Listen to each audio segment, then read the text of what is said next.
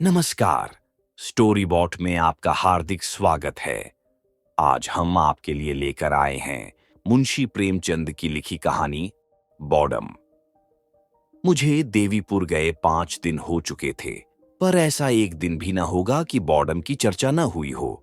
मेरे पास सुबह से शाम तक गांव के लोग बैठे रहते थे।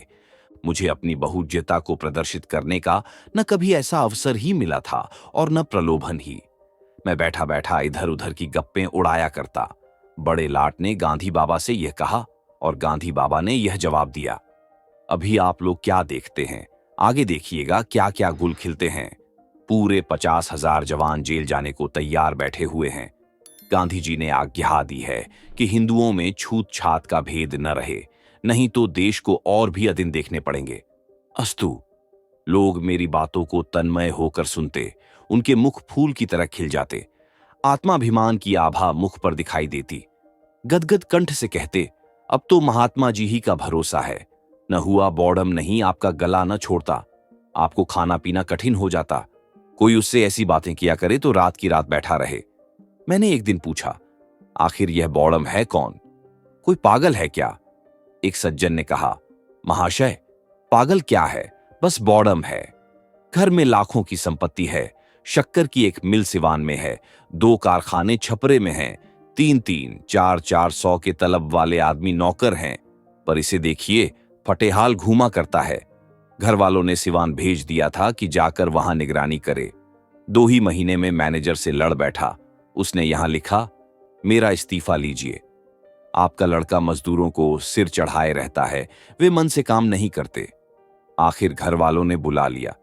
नौकर चाकर लूटते खाते हैं, उसकी तो जरा भी चिंता नहीं, पर जो सामने आम का बाग है उसकी रात दिन रखवाली किया करता है। क्या मजाल कि कोई एक पत्थर भी फेंक सके। एक मियाँ जी बोले, बाबूजी, घर में तरह तरह के खाने पकते हैं, मगर इसकी तकदीर में वही रोटी और दाल लिखी है और कुछ नहीं। बाप अच्छे अच्छे कपड़े खरीदते हैं, लेकिन वह उनकी तरफ निगाह भी नहीं उठाता। बस वही मोटा कुर्ता गाढ़े की तहमत बांधे मारा मारा फिरता है। आपसे उसकी सिफत कहां तक कहें, बस पूरा बॉर्डम है। ये बातें सुनकर भी इस विचित्र व्यक्ति से मिलने की उत्कंठा हुई। सहसा एक आदमी ने कहा, वह देखिए, बॉर्डम आ रहा है। मैंने कुतूहल से उसकी ओर देखा। एक 20-21 वर्ष का हृष्ट-पुष्ट युवक था।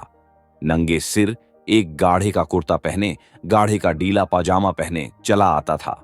पैरों में जूते थे। पहले मेरी ही ओर आया। मैंने कहा, आइए बैठिए। उसने मंडली की ओर अवहेलना की दृष्टि से देखा और बोला, अभी नहीं, फिर आऊंगा। यह कहकर चला गया। जब संध्या हो गई और सभा विसर्जित हुई तो वह आम के बाग की ओर से धीरे धीरे आकर मेरे पास बैठ गया और बोला, इन लोगों ने तो मेरी खूब बुराइयां की होंगी, मुझे यह बॉर्डम का लक़्ब मिला है।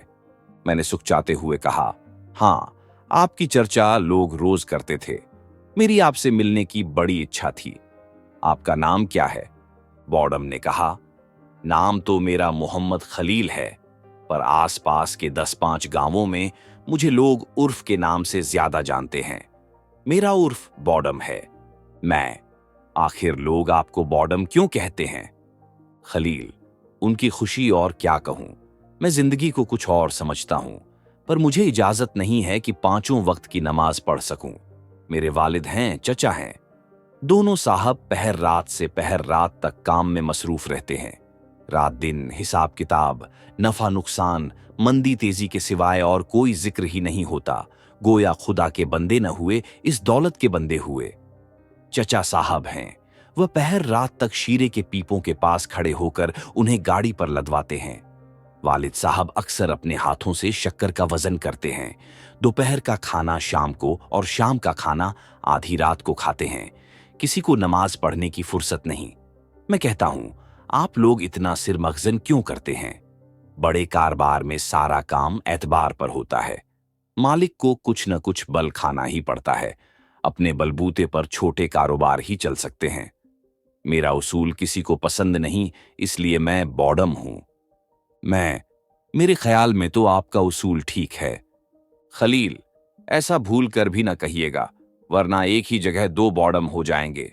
लोगों को कारोबार के सिवा न दीन से गरज है, न दुनिया से, न मुल्क से, न कौम से।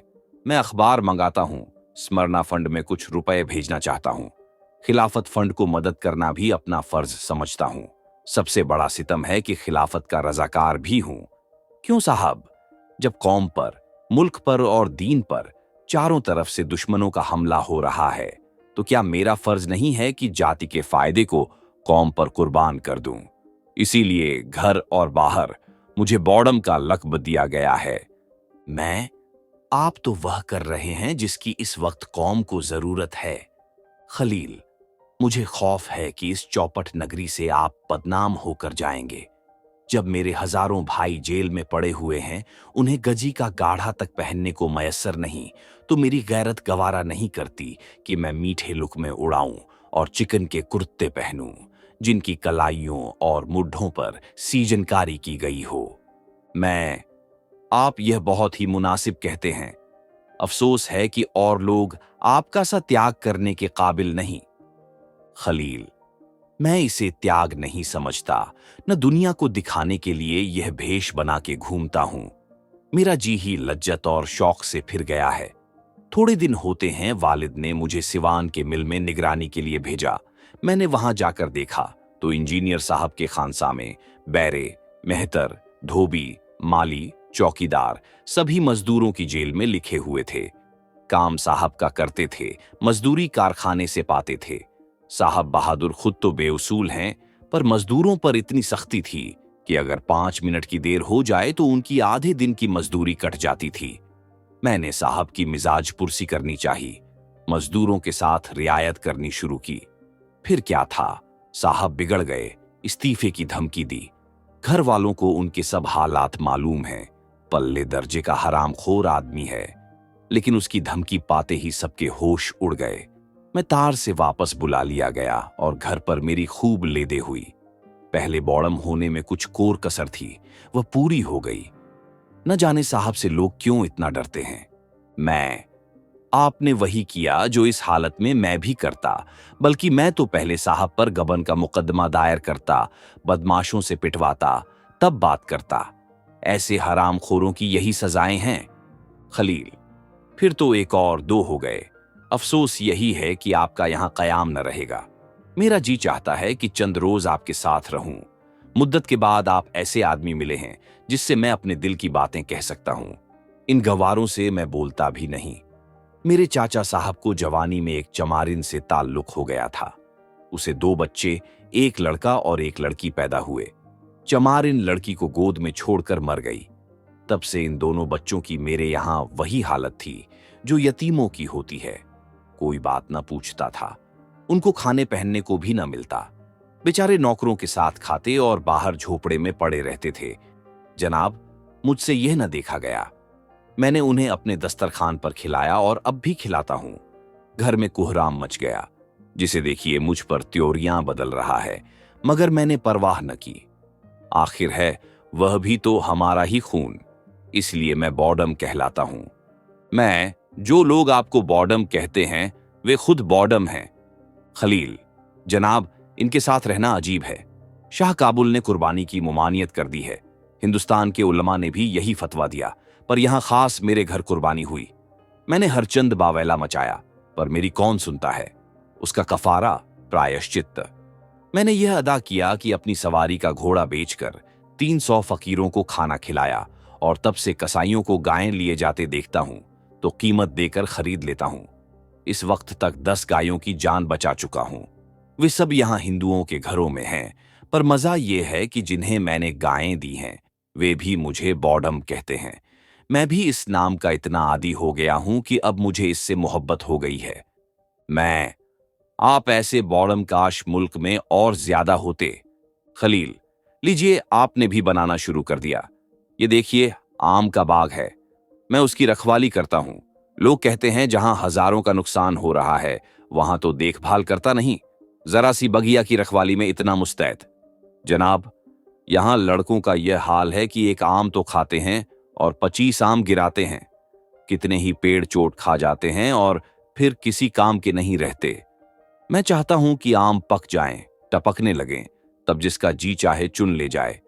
कच्चे आम खराब करने से क्या फायदा, यह भी मेरे बौड़मपन में दाखिल है। ये बातें हो ही रही थीं कि सहसा 3-4 आदमी एक बनिए को पकड़े घसीटते हुए आते दिखाई दिए। पूछा तो उन चारों आदमियों में से एक ने, जो सूरत से मौलवी मालूम होते थे, कहा, ये बड़ा बेईमान है, इसके बांट कम है। अभी इसके यहां से सेर भर घी ले गया हूं, घर पर तौलता हूं तो आध पांव गायब। अब जो लौटाने आया हूं तो कहता है मैंने तो पूरा तौला था। पूछो अगर तूने पूरा तौला था तो क्या मैं रास्ते में खा गया? अब ले चलता हूं थाने पर, वहीं इसकी मरम्मत होगी। दूसरे महाशय, जो वहां डाक खाने के मुंशी थे, बोले, इसकी हमेशा की यही आदत है, कभी पूरा नहीं तौलता।